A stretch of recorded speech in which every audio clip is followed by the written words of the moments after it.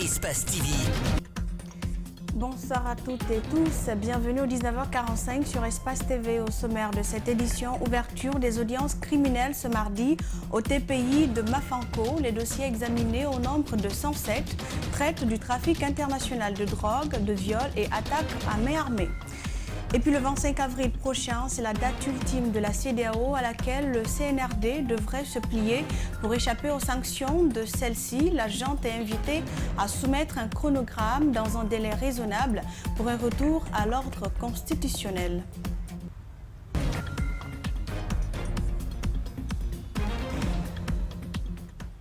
Bienvenue à tous. Les audiences criminelles se sont ouvertes ce mardi au tribunal correctionnel de Mafanko. Au total, 107 dossiers sont à examiner.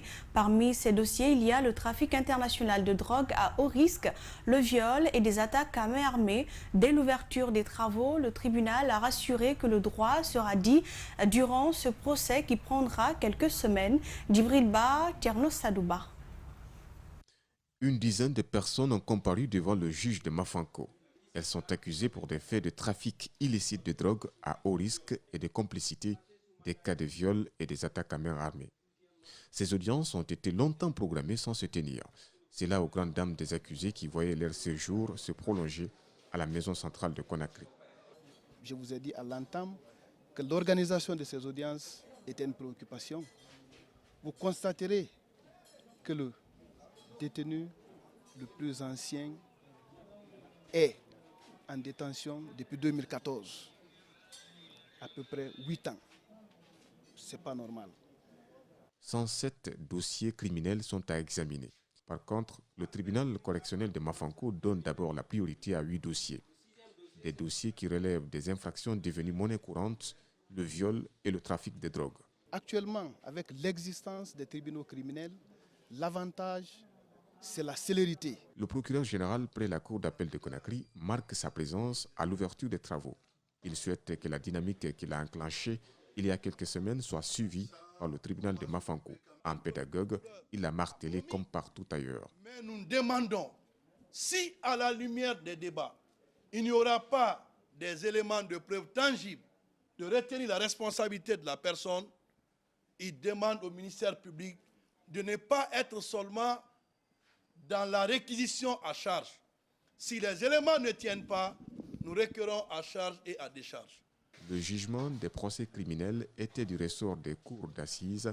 C'est en 2016 que ce rôle a été dévolu aux tribunaux correctionnels. La lenteur du traitement des dossiers des détenus, le déficit d'un accompagnement financier des tribunaux, le nombre accru des dossiers criminels à juger motive cette transformation. C'est un reportage de Djibril Ba. En bref et en images, les avocats de Kassori Fofana devront encore attendre à l'audience en référé ce mardi à la CRIEF. Il n'y a pas d'issue favorable pour leurs clients, Dr Kassori Fofana, Mohamed Diané, Zakaria Koulibaly et Oye Guilavogui. L'audience qui était très attendue a été renvoyée au jeudi 21 avril prochain. Aucune communication à la sortie des échanges. Les avocats ont tous rejoint leur véhicule. Ce référé avait pour objet de statuer sur la question de la libération du groupe Kassori détenu depuis le 6 avril. Des artistes guinéens, ils étaient très nombreux à rallier ce matin le ministère de la Culture, du Tourisme et de l'Artisanat. Ces artistes étaient alors mobilisés pour réclamer leur part de gâteau de la rencontre entre le président Mamadi Doumbouya et des acteurs culturels. Je vous invite à suivre quelques réactions. Alors nous sommes là au ministère de la Culture pour l'appel qui fut fait par le président de la République pour pouvoir obtenir ce qu'il nous a donné.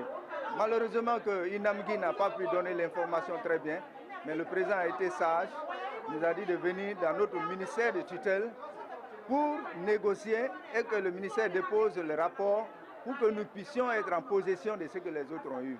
Il devait informer toutes les entités de venir, mais ils ont manqué ça. Maintenant, nous sommes venus à notre tour pour réclamer notre droit. Le président de la République, c'est lui qui a offert ces dons de riz. Nous saluons le geste, mais il n'a qu'à penser à nous. Je suis venu pour qu'on m'aide de voir le ministre. Parce que quand il n'a pas quoi, effet de tension n'a pas. Mais c'est déjà 950 000 par an à Nyon. La vente de médicaments dans les rues persiste dans notre pays. Pourtant, ce ne sont pas les efforts qui ont manqué, simplement la bonne stratégie. Notre équipe de reportage a rencontré quelques acteurs qui sollicitent la mise en place d'un laboratoire au port capable de détecter les faux médicaments, le recrutement des pharmaciens par l'État qui seront rémunérés par les vendeurs et surtout la bonne gestion des taxes et douanes que font rentrer ces médicaments. Al-Seni Bari, Aboubakar Din Kamara. On les retrouve à chaque coin de rue, de la capitale et à l'intérieur du pays. Ici, nous sommes à Hamdallah et Carrefour. Ces vendeurs de médicaments y sont installés. Notre caméra ne les gêne pas. D'ailleurs, ils ne semblent même pas remarquer notre présence. À Imbaya, les cas sont identiques. Pas besoin de se cacher. Ce qui n'est pas interdit est autorisé. Qui dit médicaments, dit posologie. Mais comment on aborde la question ici? C'est dessiné dans le carton. La photo est dit ça, comme on prend. Si c'est mot de tête, j'ai mis les photos de tête. Si les mots de dos, j'en fais comme ça. Tu as vu? Il n'y a pas de difficulté dans ça. Et c'est quelqu'un qui a fait au moins plus de 20 ans. Tu es dans l'exercice. Là, tu connais ça très bien. Souvent, ils sont victimes de descentes de forces de l'ordre. L'autre voie là, on est ici, notre boutique. Les gendarmeries viennent prendre notre marchandise. La question qui demeure est la réglementation du secteur. La venue du CNRD n'a pas changé grand-chose. Seulement, c'est la méthode qui est différente. Parce que l'écrasante majorité des pharmaciens de Guinée achètent leurs produits pharmaceutiques avec nous, vendeurs et importateurs qui n'ont pas d'agrément à Madina. Voici mes cahiers. Il y a plus de 20 et quelques pharmacies, sont seulement des partenaires, je ne cite pas leur nom, qui me doivent l'argent. Je n'ose pas de réclamer. Quand je réclame le crédit, il dit que tu sais que tu n'as pas un document. Plus loin, il préconise des pistes de solutions pour réglementer la vente de médicaments dans le pays. Pour avoir un laboratoire au port, pour citer le bon produit ou le mauvais, pour nous assister avec des pharmaciens. Nous sommes prêts à avoir des pharmaciens, des jeunes qui ont fait la pharmacie avec nous. Ça va permettre l'État d'employer les gens et ça va réduire le chômage. Troisièmement, que l'État arrive à renforcer notre sécurité. Nous sommes victimes de l'insécurité et des tracasseries administratives de tous genres. Selon notre interlocuteur, aujourd'hui, plus de 200 conteneurs sont interpellés au port autonome de Conakry. Pourtant, ils se sont acquittés des taxes et douanes. Le prix du carburant a connu une légère réduction au lendemain de la prise du pouvoir par le CNRD dans les gares routières. Cette réduction a-t-elle eu de l'impact positif sur le prix du transport interurbain, surtout au niveau des bus? Élément de réponse dans ce constat effectué par Bernard Koundouno et Aboubakar Din Kamara. La fixation du prix du transport urbain et interurbain relève des accords entre le ministère des Transports et la fêtière patronale des transporteurs routiers de Guinée. Sur le terrain, difficile pour les conducteurs de respecter ces tarifs fixés par les autorités. En août 2021, alors que le prix du carburant passait de 9 000 à 11 000 francs, le prix des transports urbains et interurbains était fixé comme suit. 800 francs guinéens pour le bus, 1000 francs pour le minibus et 1500 pour le taxi. En interurbain, Conakry Zérékoré, 200 000 francs guinéens. Conakry Kissidougou, 140 000 francs guinéens. Conakry Kekedou, 150 000 francs guinéens, le bus, pour ne citer que ceux-là. À ce jour, le prix du carburant est passé à 10 000 francs guinéens à la pompe. Mais dans le transport, c'est une autre réalité. La réduction du prix par le CNRD n'a décidément changé pas grand-chose. Et pourtant, les conducteurs se félicitent des mesures d'allègement prises par les autorités pour soulager les voyageurs. Le mobile ne fatigue personne. Tu viens, tu regardes, tu prends tes documents, tu vas, tu te présentes. Si tu es en règle, tu n'as pas de problème. Ici à Matoto, le syndicat dit avoir agi en faveur des populations malgré ce flou dans l'application des tarifs du transport. Les 150, on les a diminués à 130. Les 170, on les a diminués à 150 pour assister le pays. La seule difficulté signalée actuellement par les transporteurs reste l'état dégradant du réseau routier. Entre Mamo et Farana, nous prions, l'autorité devient en aide. Et puis c'est le moment là, hein, si la saison pluvieuse commence, si l'autorité ne vient pas en aide, la route va bloquer. Hors micro, certains conducteurs disent avoir payé 10 000 ou 5 000 francs guinéens à chaque barrage pour échapper au contrôle qui pourrait parfois les prendre assez de temps. Autre fait de société, elles nous déposent vite à nos lieux de travail, elles nous font traverser les longues files d'embouteillage et parfois elles nous rendent la circulation difficile. À Conakry, les motos gagnent du terrain. Elles sont des centaines de milliers à circuler presque sans aucune réglementation. Pourquoi autant de motos? Éléments de réponse dans ce reportage de Mamadou Saluba et Mohamed Kapelosila. Sa rapidité et sa facilité à se mouvoir entre les véhicules dans les embouteillages font d'elle le moyen de déplacement le plus convoité. À Conakry, ces dernières années, la moto s'est trouvée une place et rivalise à chaque coin de rue avec les taxis traditionnels. Et ce qui fait que vraiment la moto est utile maintenant là, à Conakry, c'est parce que ça nous facilite la circulation. Ça évite l'embouteillage, ça nous fait éviter l'embouteillage. Mais à Conakry, pour certains automobilistes, conduire est devenu difficile à cause de la floraison incontrôlée des motards qui chaque jour montrent ses inconvénients dans la grande circulation. La circulation est devenue désordre. Le fait que la moto est nombreux, il y a des gens qui viennent au village, ne connaissent pas code de route. Ça là, c'est le motard qui a cassé ça. Il a cassé ça, il a descendu, il a commencé à mettre, il faut maîtriser. Tous mes rétroviseurs là, c'est eux qui a cassé tous mes rétroviseurs, tous les deux rétroviseurs. Quand elle tape ça, elle ne s'arrête même pas. Continue seulement, hein, parce que nous sommes sous l'embouteillage. On vient, on fait vroom. Tu dis, hey, il continue. Exemple, mon feu rouge derrière là, c'est un motard qui est venu rentrer là-bas.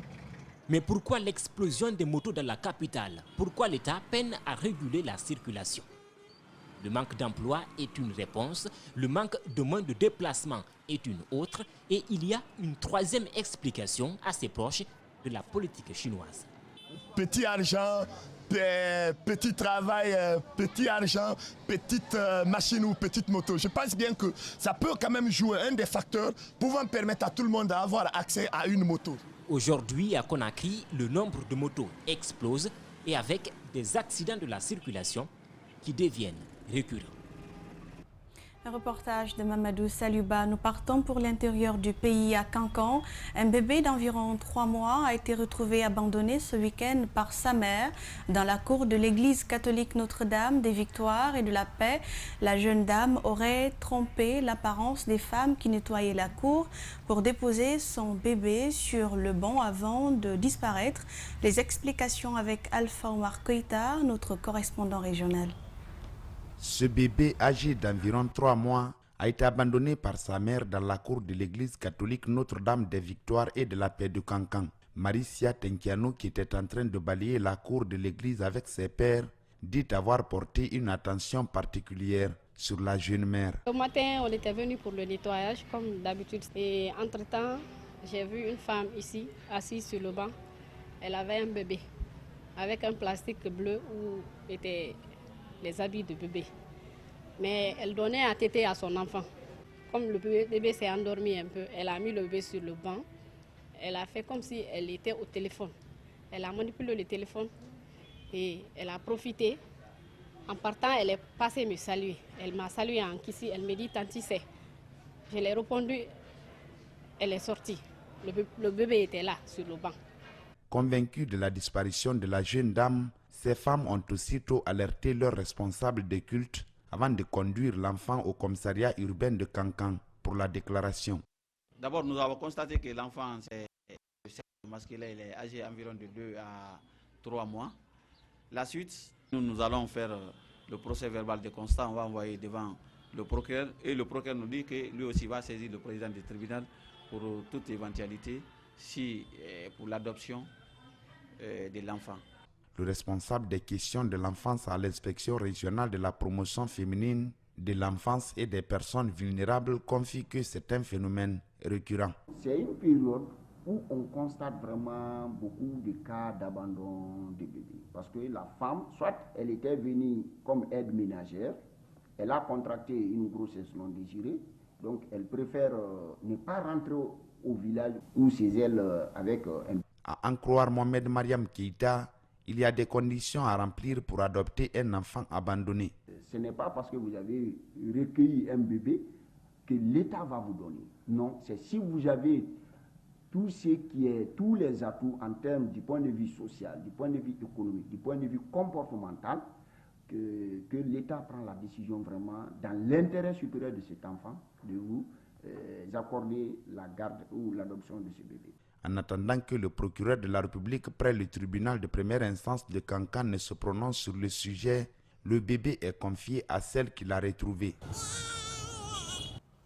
Et je vous le disais à l'entame, au récent sommet de la CEDEAO au Ghana, il a été demandé à la junte au pouvoir en Guinée de soumettre un chronogramme dans un délai raisonnable pour le retour à l'ordre constitutionnel.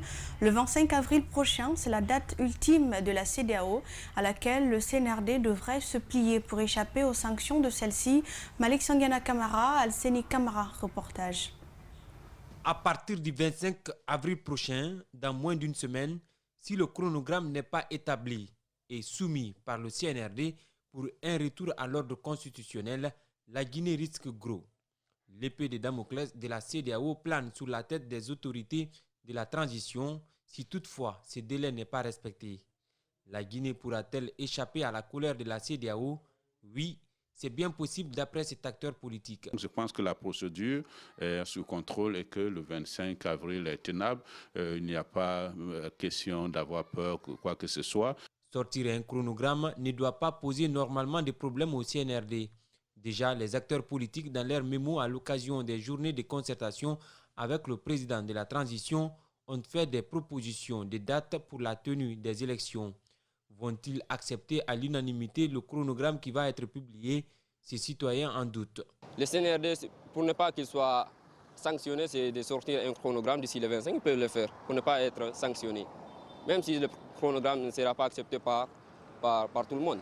4 ans de transition est une durée raisonnable pour Bogola Aba afin de mener à bien les chantiers ouverts par le CNRD. Pour stabiliser une base de données, c'est une question de 10 ans. S'ils peuvent le faire en 4 ans pour qu'on ait une base de la population dans laquelle on va extraire pour aller aux élections locales, législatives et évidemment aux élections communales et présidentielles, en 4 ans, avec cette hypothèse, ça serait une prouesse pour la Guinée. Avis contraire à celui de ses citoyens. Moi, je pense que c'est la durée de la transition qui doit déterminer les choses qui doivent être faites. Depuis l'avènement du CNRD au pouvoir il y a près de 8 mois, sa priorité a été tout d'abord la moralisation de la chose publique, la lutte contre la corruption, le détournement et la gabegie financière. Et voilà, ce journal réalisé par Mamadou Kalisso et Fatoumata Binta Baldé s'achève. Merci à vous pour l'attention et l'intérêt sur Espace TV. Philomène Bangoura sera avec vous pour le prochain point avec l'actualité à 22h. Bonne soirée à tous.